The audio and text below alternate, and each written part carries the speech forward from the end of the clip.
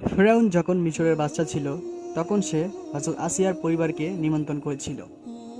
তারপর কি হলো সম্পূর্ণ জানতে ভিডিওটি সাবস্ক্রাইব করে আমাদের সাথে থাকবেন। ফেরাউন তার বাবাকে বলেছিল, আপনার মেয়ে আসিয়াকে আমি বিয়ে করতে চাই। তখন আসিয়ার বাবা তাকে মানা করেছিল।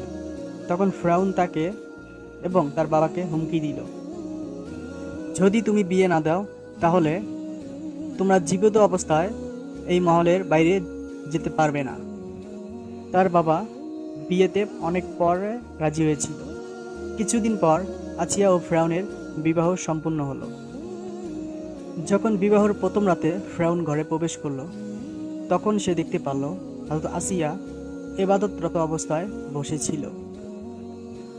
তখন ফেরাউন আসিয়াকে অনেক ভালোবাসতো, তাই সে অপেক্ষা করতে করতে শুয়ে পড়ল।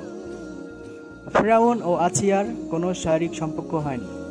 যখন ফেরাউন ঘরে প্রবেশ করত, তখন জিবরাইল আলাইহিস সালাম আসিয়াকে ঘুম পাড়িয়ে দিতেন।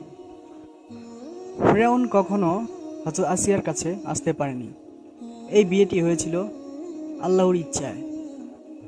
আল্লাহ চেয়েছিলেন হযরত আসিয়ার মাধ্যমে মুসা নবী সাল্লাল্লাহু আলাইহিকে এই মহলে লালন পালন করবেন এবং আল্লাহ যা করেন তা মঙ্গলের জন্য করেন। অবশেষে তাই হলো। সবাই বলো সুবহানাল্লাহ।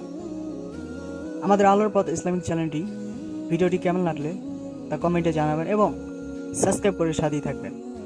ভিডিওটি লাইক শেয়ার করতে ভুলবেন না। নেক্সট ভিডিও পেতে সাবস্ক্রাইব করে সাথেই থাকুন আলোর পথের সঙ্গে।